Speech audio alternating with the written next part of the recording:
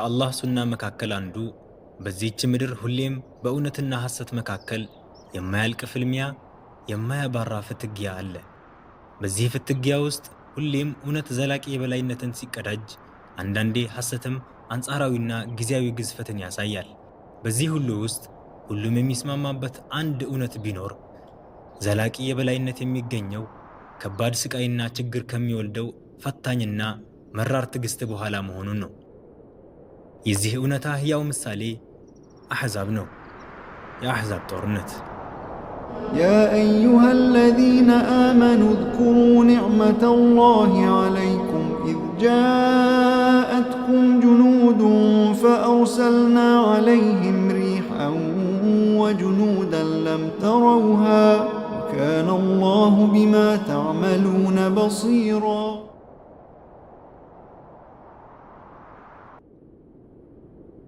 አላህ የሰው ልጆችን ከጽልመት ማዕት ነፃ ሊያወጣቸው ሲሻ ከጨለማ ወደ ብርሃን፣ ከዝቅጠት ወደ ከፍታ መደላደል የሚያወጣቸውን እዝነት የሆነ መልእክተኛ ላከላቸው። ሕዝቦቹም ተቀብለው ክብሩን ከመጎናጸፍ ፋንታ እምቢታን መረጡ። በእምቢታም አልቆሙ። የገዛ መልእክተኛቸውን አሰቃዩ፣ መከራውን አሳዩት፣ ከሀገር አባረሩ። ከሀገር አባረውም አላረፉ። ባለበት ድባቅ መጥተው ዳናውን ለማጥፋት ከሊቅ እስከ ደቂቅ ዘመቱ። ይህ የበድር ዘመቻ መንስኤና ፍጻሜ ሆነ። አላህ ከቁጥራቸው ማነስ ከዝግጅታቸው ጥቂትነት ጋር ለምዕመናን ድልን አቀዳጃቸው። የጊዜ ሀዲድ ወደፊት አሻግሮ በኡሁድ ጦርነት አላህ ለምዕመናን ቃል የገባላቸውን ድል ካሳያቸው በኋላ በምዕመናን አመፅና መከፋፈላቸው ምክንያት ትምህርት ይወስዱ ዘንድ ድልን በጊዜያዊነት ለሐሰት እንዲሆን አደረገ። ታዲያ ሐሰት የልብ ልብ ተሰማው። ከልኩ በላይ ራሱን አገዘፈ። የዘመን ሁሉ ፈተናዎች ሴራ በመሸረብ ጥርስ የነቀሉት አይሁዳውያን 10 መሪዎቻቸው ተሰብስበው ወደ ቁረይሾች በመሄድ ወደ መዲና እንዲዘምቱና ድላቸውን እንዲያጸኑ አነሳሷቸው። ቁረይሾችም የይሁንታ ምላሽ ሰጡ። በአረብ ታሪክ በማይታወቅ መልኩ የተለያዩ የአረብ ጎሳዎች ከአይሁዶች ጋር በማበር በነቢዩ ሰለላሁ ዐለይሂ ወሰለም ላይ ለመዝመት መትመም ጀመሩ። ወሬው ለመልእክተኛው ሰለላሁ ዐለይሂ ወሰለም ደረሰ። መልእክተኛው ሰለላሁ ዐለይሂ ወሰለም ሰሓቦችን አማከሩ።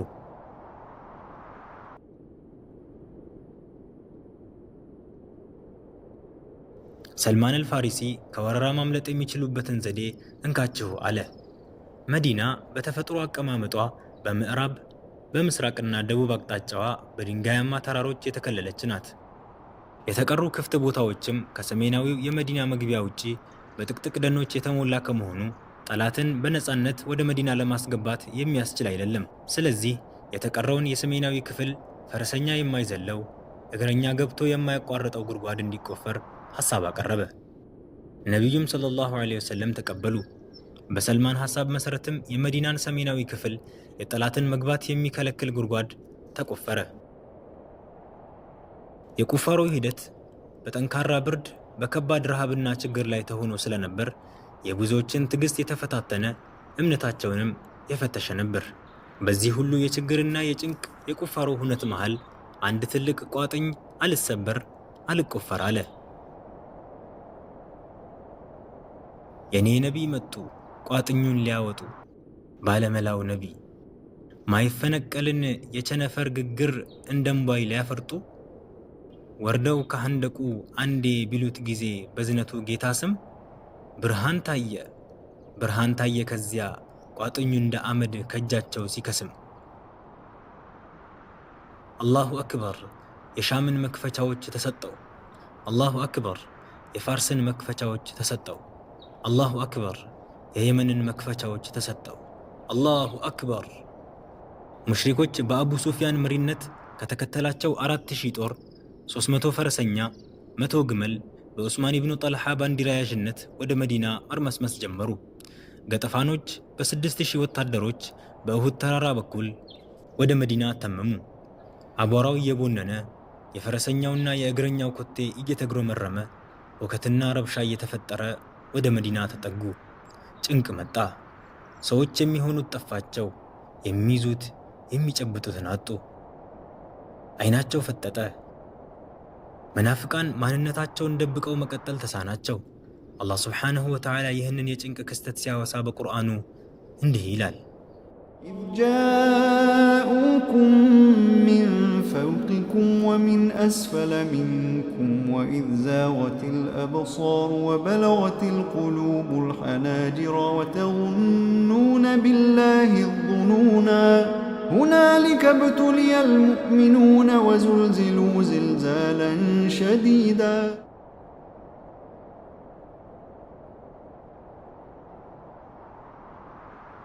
ነቢዩ ሰለላሁ ዐለይሂ ወሰለም በመዲና ኢብኑ ኡሚ መክቱምን ተኩ።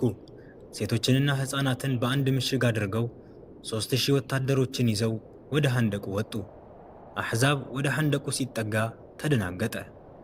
ጉድጓድ? ይህማ አረቦች የማያውቁት ተንኮል ነው አሉ። ሐንደቁንም መዞር ጀመሩ አንዳችን መግቢያ ለማግኘት። ሙስሊሞች የቀስት ናዳቸውን ያወርዱባቸው ያዙ። በዚህም የሰላት ወቅት እስኪያልፋቸው ድረስ በመከላከል ላይ ተጠመዱ።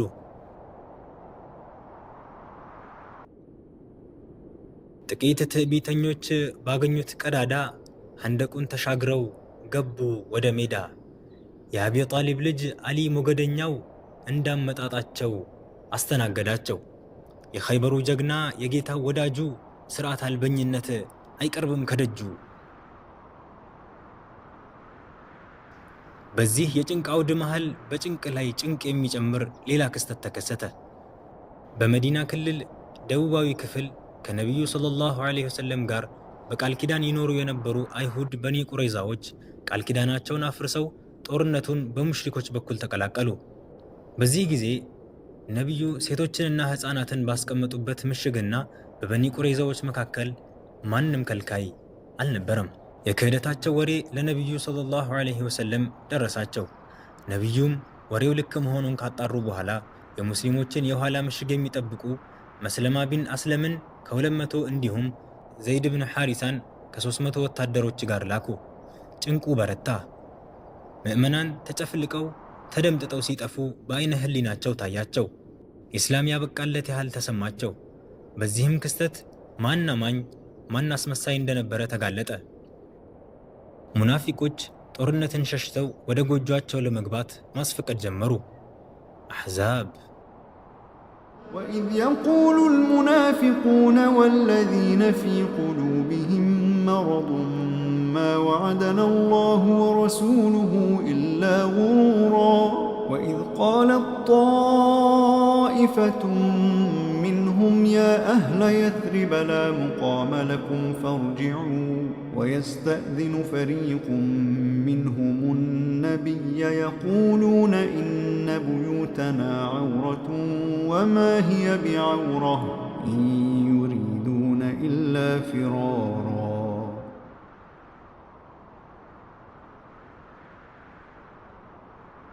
ጀግናው የኔ ነቢይ ሐሳብ ቢገባቸው ትንሽ ጋደም አሉ፣ እንቅልፍ ወሰዳቸው።